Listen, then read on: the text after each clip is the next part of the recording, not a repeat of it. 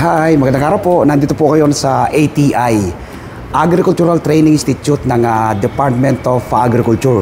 Ito po yung latest na kanilang pinopromote ngayon, itong indoor garden. Ano? Pag sinabi po indoor garden, sa loob po ng gusali ay pwede po kayong magtanim. So ngayon po ay nasa third floor po ito ng ATI. Ano?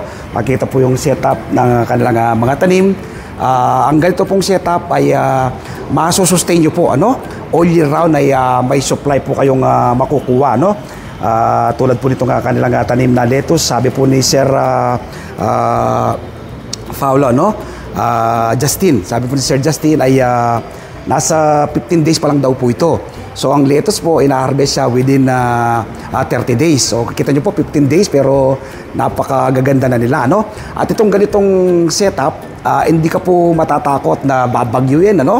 O kaya ay magkaroon ng matinding sikat ng araw, maapektuhan yung mga halaman. Dahil nasa loob po sila ng building eh.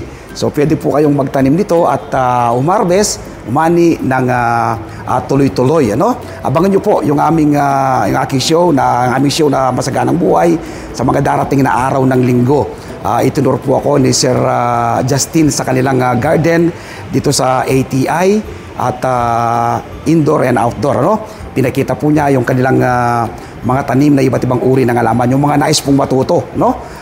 Na magtanim ng iba't ibang uri po ng gulay, sariling pagkain. Punta lang po kayo dito sa ATI. So magtanim po tayo ng ating sariling pagkain. Salamat po. Happy farming and God bless.